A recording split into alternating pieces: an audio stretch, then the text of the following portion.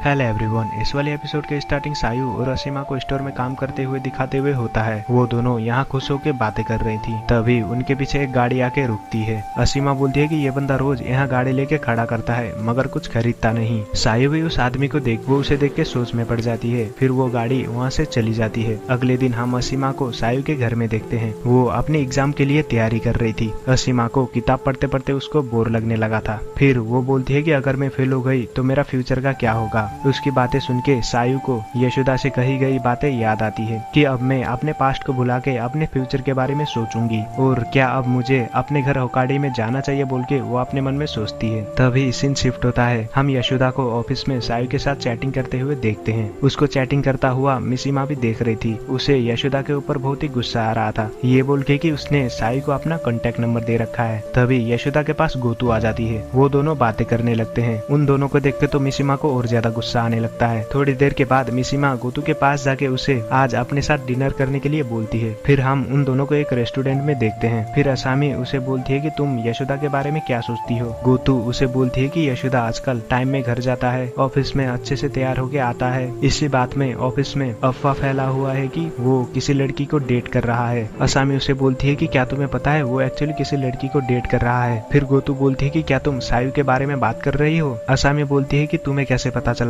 फिर गोतू उसे बोलती है कि मैंने सायू से बात करा है, वो एक अच्छी लड़की है बोलती है। असामी बोलती है कि तुम्हें डर नहीं लगता अगर सायू ने यशोदा को तुमसे दूर कर दिया तो। गोतू उसे हंस के बोलती है कि ऐसा कभी होगा नहीं। असीमा गुस्से से जोर से बोलती है कि तुम ऐसे कैसे कह सकती हो। गोतू उसे धीरे से बोल के बोलती है कि यशोदा सायू के बारे में कभी ऐसा नहीं सोच, अगर मैं गलत हुई तो हमें ये सब उसके ऊपर छोड़ना चाहिए। गोतू मिसीमा को बोलती है। फिर शाम को जब यशोदा अपने घर जा रहा था तब सायू उसे मैसेज करती है। मिसीमा वहाँ आके बोलती है कि क्या हम मूवी देखने चलें, मगर यशोदा मिसीमा को मैसेज दिखाते हुए बोलता है कि सायू ने मेरे लिए खाना बनाई है और मेरे लिए वो इंतजार कर रही है। फिर मिसीमा उसे अपना कॉन्टेक्ट नंबर देने के लिए बोलती है, मगर यशोदा बोलता है कि क्यों। मिसीमा बोलती है कि तुमने अपना नंबर सायू और गोतू को दी है तो फिर मेरे को देने से क्या हो गया। फिर यशोदा उसे अपना मोबाइल दे देता है। यशोदा बोलता है कि जब हम कुछ कॉन्टेक्ट में बात ही नहीं करेंगे तो फिर हम अपना नंबर एक्सचेंज क्यों कर रहे हैं, या तुम किसी को अपने साथ चैट करने के लिए ढूंढ रही हो। अगर ये बात है तो मैं ऐसा नहीं हूँ जो भले ही कोई बात नहीं होती फिर भी वो मैसेज करते रहते हैं। फिर मिसीमा उसे बोलती है कि तुम्हारे कहने का मतलब ये है तुम नंबर उसी को देते हो जिसके साथ तुम्हारा काम होता है। यशोदा बोलता है कि हाँ ऐसा ही कुछ। फिर मिसीमा उसे गुस्सा करते हुए बोलती है कि तुम हमेशा अपनी तरफ से सोचते हो और मुझे तुम्हारी यही बात अच्छी नहीं लगती बोल के उसे बोलती है कि तुम ये भी सोचा करो कि मैं तुम्हारे बारे में क्या सोचती हूँ। फिर यशोदा उसे पूछता है कि तुम क्या सोचती हो। वो गुस्से से बोलती है कि मैं तुमसे प्यार करती हूँ। यशोदा यहाँ पे चुप था। फिर असामी उसे जबरदस्ती नंबर लेने के लिए माफी मांगती है और उसको मैसेज करती है कि क्या तुम मेरे साथ कल मूवी देखने चलोगे। यशोदा उसे रिप्लाई देते हुए बोलता है कि क्यों नहीं। फिर मिसीमा ये देख के खुश हो जाती है और उसे बोलती है कि मैं इसी वजह से तो तुमको पसंद करती हूँ बोल के वो वहाँ से चली जाती है। फिर हम यशोदा को घर में देखते हैं जहाँ सायू ने उसके लिए खाना बना के रखी थी। वो दोनों खाना खाते हुए बहुत ही सारी बातें करते हैं। सुबह हो जाती है। सायू घर का काम कर रही थी। यशोदा भी छुट्टी का दिन है बोल के उसकी काम में मदद करने लगता है। सायू उसे मैं ये सब कुछ कर लूंगी बोल के उसे खींच के तुम सिर्फ यहाँ बैठो बोलती है। यशोदा बोलता है कि मुझे तुम्हारी मदद करने दो बोल के उठने लगता है। तभी सायू उसे बैठाने लगी थी। तभी वो उसके ऊपर गिर जाती है।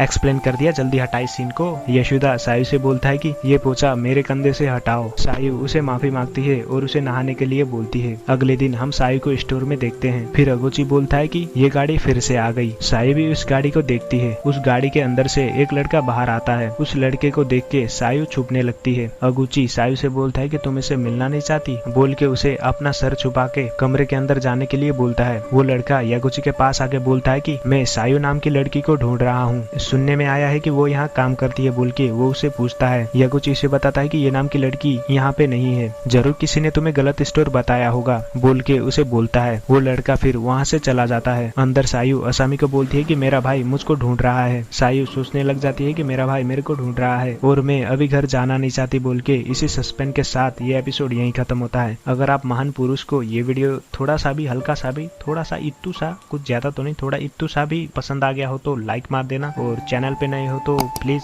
सब्सक्राइब कर देना। बहुत ही पड़ता है इस वीडियो को बनाने में, ठीक है। अब क्या पड़ता है मैं तुम्हें नहीं बताऊंगा। बाय बाय, ख्याल रखना और हाँ मेरी वीडियो देखते रहना।